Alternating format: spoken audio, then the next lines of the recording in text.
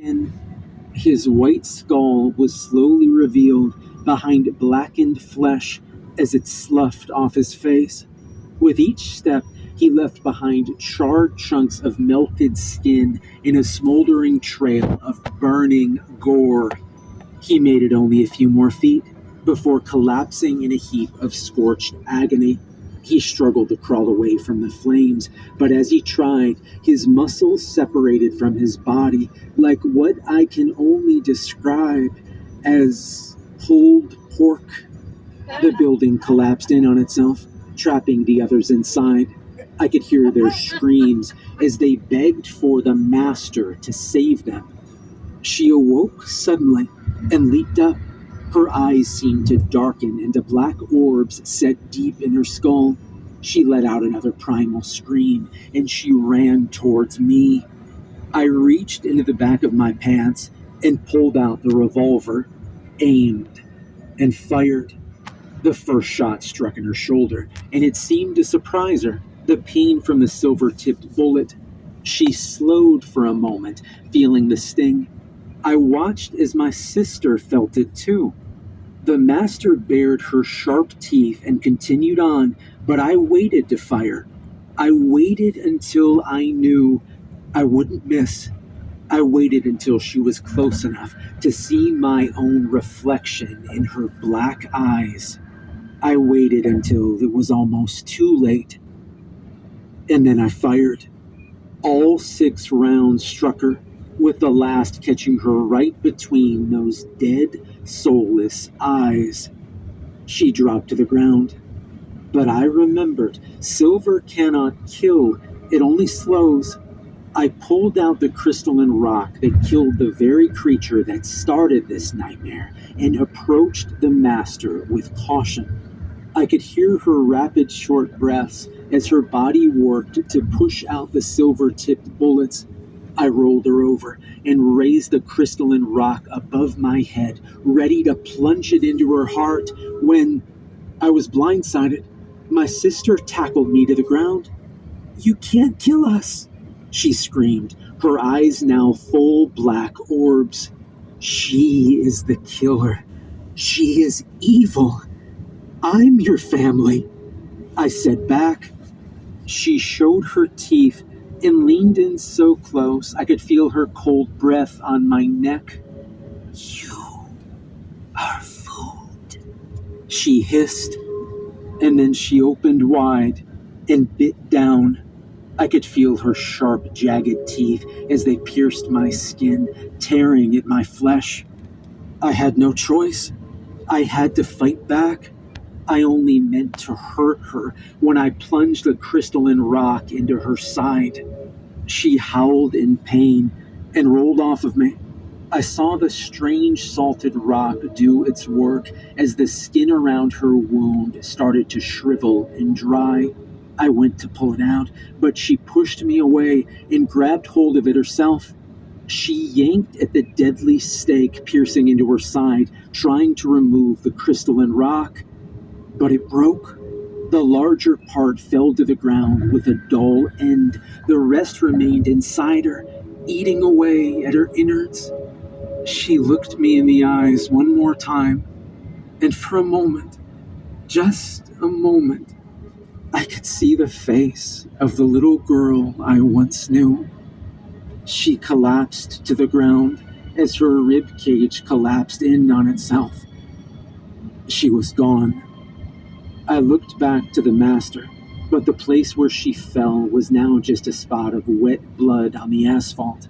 I looked frantically for her, the orange flames of the fire illuminating everything. She was still alive, and I was defenseless. I picked up the dull crystalline rock and ran towards the cruiser. I could feel the moisture leach out of my hands as I gripped the rock as tight as I could.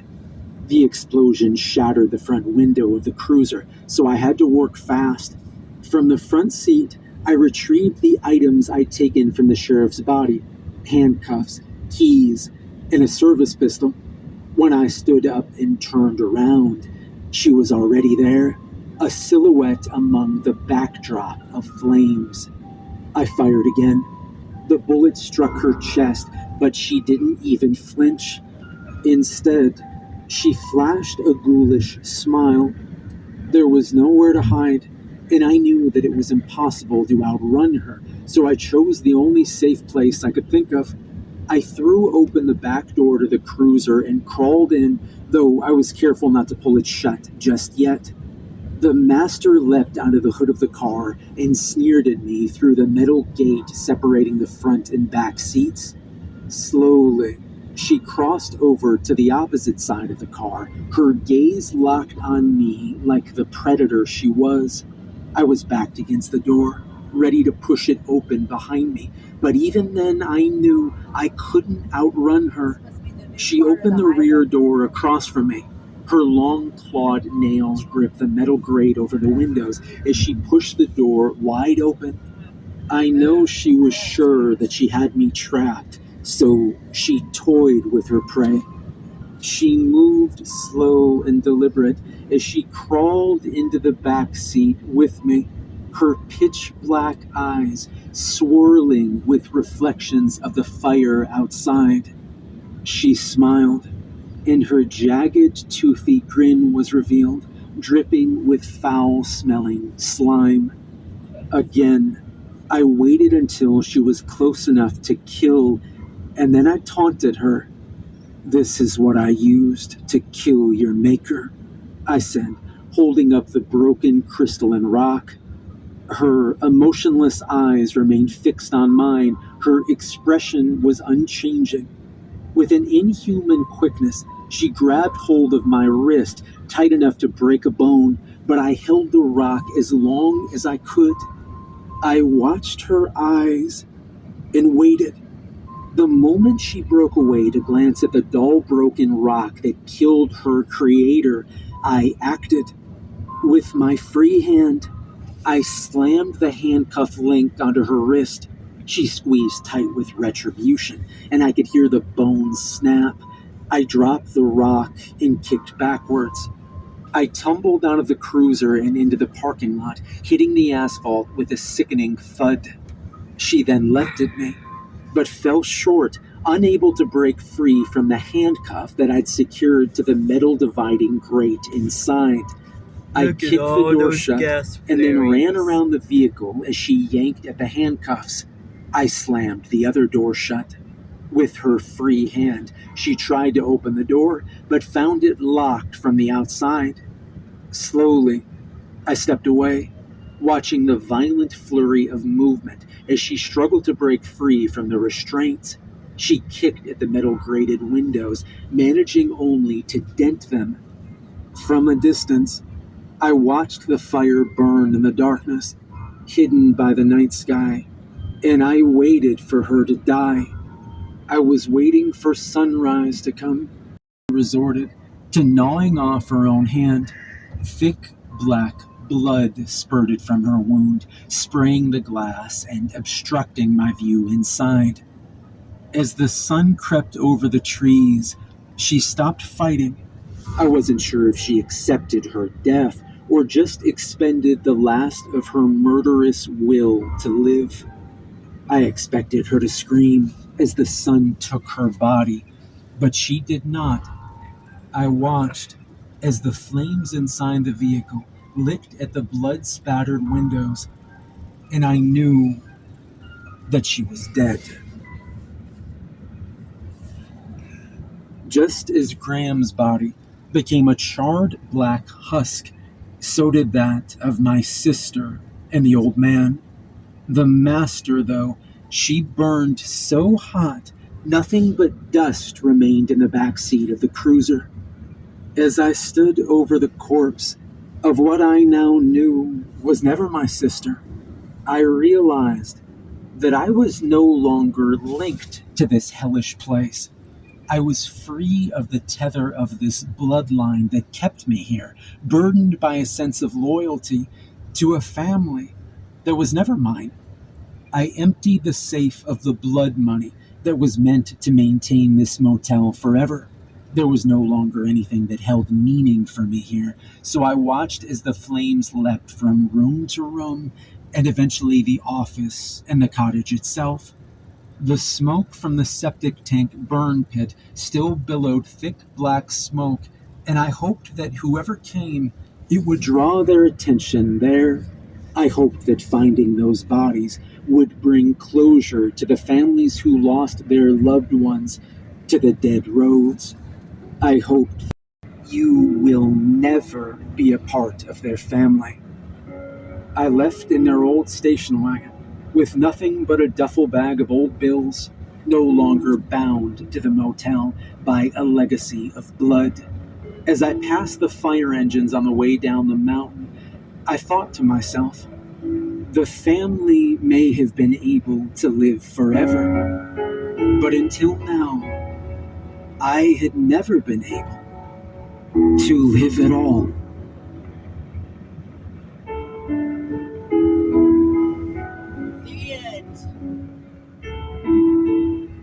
Hey everyone, remember to like and subscribe. Support me further, there's a link to my Patreon in the description. And remember, if you come across a family of vampires, don't try to become one of them. Yeah.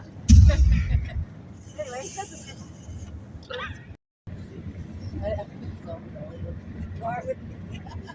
So always wants to watch, play this damn game. And I'm like, nope, I'm watching scary movies. So I'll put those on. Don't listen. Don't listen.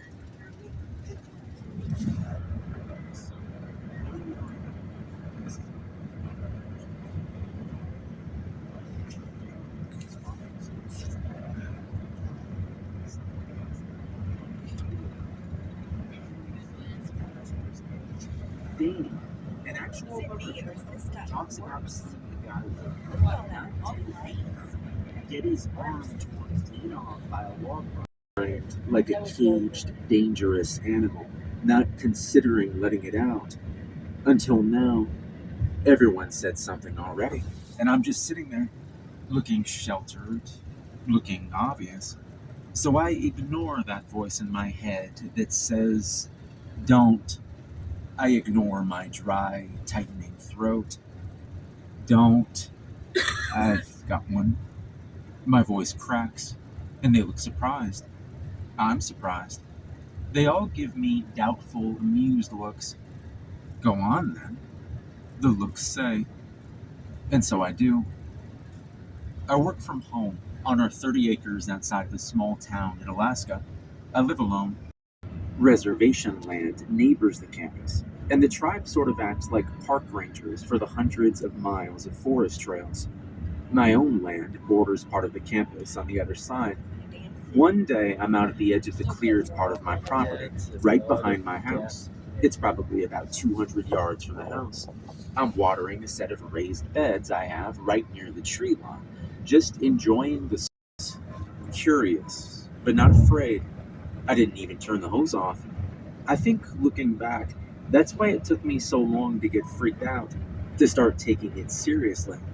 Weird things like that, supernatural things, they happen at night, deep in the woods, be brought up later as a casual conversation token, or more likely, forgotten. That was my first regret. Fast forward a couple of weeks. I'm on a hike at the back of my property. Yeah, On one the of the trails I big started gas last summer, flare which is pretty over overgrown there. at this point. We're gonna I'm make strolling, close lost in approach. thought beneath the tree cover, simply enjoying. Or in the distance, there's the sound of garbled human speech. The forest around me, though, is oddly quiet. Now, any large predators by fleeing suddenly. What the hell's making that sound anyway? I resolve to bring Danny along to check it out when he comes to visit in 2 weeks. 2 weeks later, I'm back at the trailhead, alone because Danny bailed on me. I told him that if I died, I'd be coming straight to his apartment to haunt the shit out of him. I'm looking down the seemingly innocuous forest trail. I steel myself. I check my pack, bear spray, and brand new Bowie knife, which I have no idea how to use. It's just a sound.